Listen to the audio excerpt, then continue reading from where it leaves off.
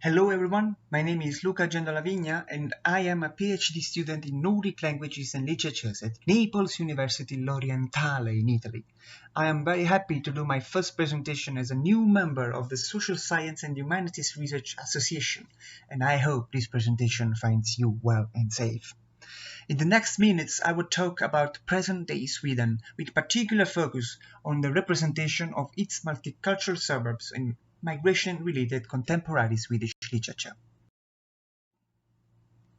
Before we start, we should become familiar with some information that will be useful to contextualize the subject of my presentation. Some of the most known multi-ethnic suburbs in Sweden are known with the name of MILJONPROGRAM areas, which are located on the outskirts of the three largest Swedish cities, Stockholm, Gothenburg and Malmö. MILJONPROGRAM, this is the name in English, is a housing project developed from the 60s in Sweden during a period of great economic development, according to a functionalist principle. The project aimed to provide 1 million new houses in 10 years for the then quickly increasing population, especially for working-class families. The problem is that these areas soon became dormitory neighborhoods, where people didn't feel comfortable due to social problems and urban isolation. For this reason, native Swedes gradually abandoned these places. And meanwhile, a growing working class of immigrated citizens started to move to MILJONPROGRAM neighborhoods, where life conditions are still today not seldom compared to segregation. These areas were initially considered places of modern diversity, but since the 80s are regarded as racialized places of relegation and disillusion. Professor Irene Molina, for example, shows that working-class immigrants are often stigmatized because MILJONPROGRAM areas are exposed to social deviation and prejudices. Many young immigrant writers grew up in these areas, and not seldom in their works the suburban environment of MILJONPROGRAM plays a central role. And here you find some pictures of MILJONPROGRAM areas outside Stockholm. This is Skärholmen, and this is Rinkeby, a very popular multi-ethnic suburb in Stockholm, of which we will learn more later.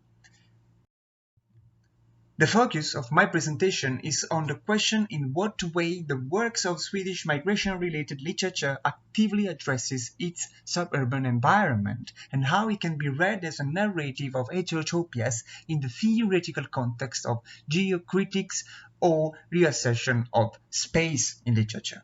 As we will see, MILJONPROGRAM is described as a place where new relationships of belonging to Sweden are shaped.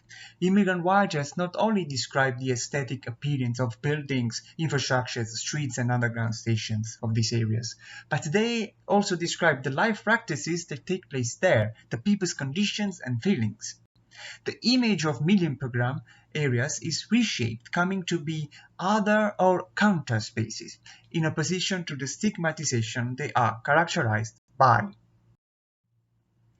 And for my research, I decided to take into account 3 literary works written by 3 different immigrant authors, where MILJONPROGRAM play a pivotal role. However, for a matter of time, on this occasion, I won't be able to discuss all the texts analyzed that you will anyway find in my forthcoming article, where I will just discuss the first one, Theodor Kallifatides' De Sista Ljuset, The Last Light, published in 1995. Specifically, I will try to read and comment an excerpt from this work through the lens of the concept of heterotopia and its defining criteria, devised by Michel Foucault in 1967 during his famous lecture of Other Spaces. We are in the epoch of juxtaposition, the epoch of near and far, of the side-by-side, of the dispersed. With this quote, the French philosopher sanctioned what today is known as spatial turn, a turning point within post-structuralism corresponding to a moment in which spatial issues in human sciences are dedicated a deeper critical investigation. And here you find the quote I just spoke. During this famous lecture, Foucault coined the term heterotopia, which has a Greek etymology, as it is composed of heteros, different, other, and topos, place. Both in fiction and reality, a heterotopia is a really existing place that challenges the traditional idea of a place. Heterotopia is a radically different place lying outside from any other place, but it is always localizable. Heterotopia is, in few words, a place of ontological dispersion, but it is not to understand as a non-place like the more common utopia. No, Heterotopia is a real and heterogeneous place located within a national territory, representing a contestation of all the places of society itself. For this reason, Foucault also defines heterotopias, as I anticipated before, as counter-spaces. Foucault formulated specific criteria in order to identify a heterotopia, sanctioning a sort of discipline that he defined heterotopology. He listed 6 defining criteria. Heterotopias are not specific to any particular society. They can emerge or disappear in every moment in history. They are spaces of juxtaposition of several places that are incompatible and foreign with each other, and they are combined with different experiences of time, shaping what could be termed as heterochronia. They presuppose a system of opening and closing that both isolates and makes them penetrable.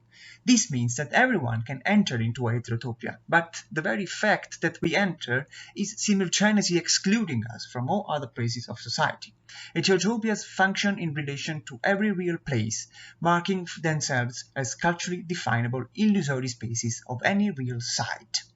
Based on these principles, Foucault provides some examples. Heterotopias are parks, amusement parks, cemeteries, our parents' bed, face, motors, museums, ships, theaters, etc. As we can see, the term covers both negative and positive places, where people behave differently because the common rules of society are suspended. In heterotopias, in fact, we act, speak, and dress differently. At this point, one might wonder what these places have to do with Swedish suburbs. By listing these examples as heterotopias, Foucault does not intend them as exclusive models. As he himself states, heterotopias obviously take quite varied forms, as they are deviant in relation to the required mean or norm of society. In this regard, a comparison with the multi-ethnic MILJONPROGRAM areas becomes possible, and I will show how looking at Kalifatidis' description of Rinkeby in his book. As these areas became the marker of a segregated city along lines of class and ethnicity, it is now possible, as suggested by Anne Heath, to narrate contemporary Sweden in new spatial forms, as immigrant writers can provide a different narration of cultural, social, and linguistic environments in Sweden. Until the 90s, MILJONPROGRAM areas and its inhabitants were by no means popular in Swedish literature. And thanks to authors such as Kalifatidis, these places have broken into literary panorama and can now define what Sweden also is. As I anticipated, the sister used by Theodor Kalifatidis is the work I will focus on in this presentation. Kalifatidis moved to Sweden from Greece in 1964. He is considered as the pioneer of migration-related Swedish literature, and his leitmotif is the condition of exile in a new country. His novel, The Sister Used, is a reflection on post-migration identity, described through the figure of 2 first-generation Greek parents living in MILJONPROGRAM suburb of Rinkeby. By means of the following excerpt, I will show to what extent it is possible to speak of Rinkeby as a heterotopia. I will read the excerpt in the English version, which I translated from Swedish. In this excerpt, the narrator tells about the first meeting of a Greek man with the center of Rinkeby. Then he took the subway, and when he got to Rinkeby, he understood what the bishop meant. It was like moving to another country. Very few people around him spoke Swedish. The suburbs without roads lived by life of their own. In the square, you could buy goods from all over the world. There was an energy in the air, and at the same time a distance that could easily be misunderstood as absence. Looking at Kalifatidis' description, Rinkeby is the typical example of a place that could have caught Foucault's curiosity. As he said in conceptualizing heterotopias, he was interested in sites that have the curious property of being in relation with all other sites, but in such a way as to suspect, neutralize, or invert the set of relations that they happen to designate, mirror, or reflect. In fact, in Kalifatidis' Rinkeby, cultural differences are not only present and accentuated, but they are desirable because Rinkeby is a place of inclusion.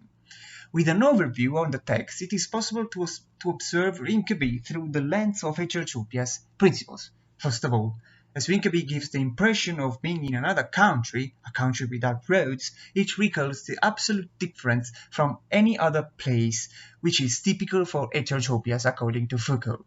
Rinkeby provides radically different ways of living, in which also the use of the dominant linguistic code, Standard Swedish, is subverted through the juxtaposition of foreign languages and cultures, and thus Standard Swedish is reduced to an exception, because as we read in the text, very few people around him spoke Swedish. Moreover, Rinkeby is a place of closure because a place without roads is leading to nowhere. But it is at the same time a place of opening, as it shows connection with every world's corner. You could buy goods from all over the world, as we read in the text.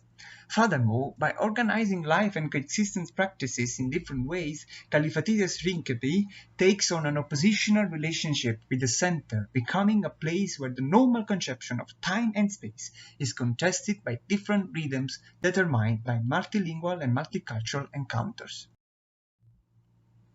Furthermore, Rinkeby is a place of distancing and absence.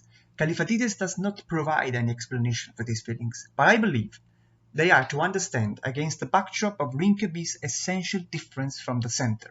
Rinkeby is so rich in multicultural diversity that it could be felt as a puzzle made of a myriad of fragments composed of several regions of the world. Therefore, Rinkeby could be misinterpreted as an absence, inasmuch as it is a sort of enclave, a place that simultaneously is and is not Sweden. In this sense, we can perhaps understand it as an absence of an image of traditional Sweden. Through encounters of several nationalities, ethnicities, languages, and traditions, the mainstream image of Sweden is subverted. In its fragmentary dimension, Rinkeby is a heterotopia, as a space outside the required norm, as Foucault said. So Rinkeby seems to be absent from Sweden because the entire world can reflect itself in it except Sweden. For this reason, Rinkeby may be more similar to a pan-utopia than a heterotopia. I wish thereby to conclude by means of Foucault's quote I spoke before. We are in the epoch of near and far, of the dispersed. And as clearly stated by the Nordic Council in a recent study, Swedish suburbs are far from high-level employment opportunities, far from city center, and as Legeby also notes, this distance and this absence lead to a negative effect on the local public life. But here, Kalifatides' literary cartography of Rinkeby shows a place that could be regarded too as the radical negation of the stigmatization of which it is victim.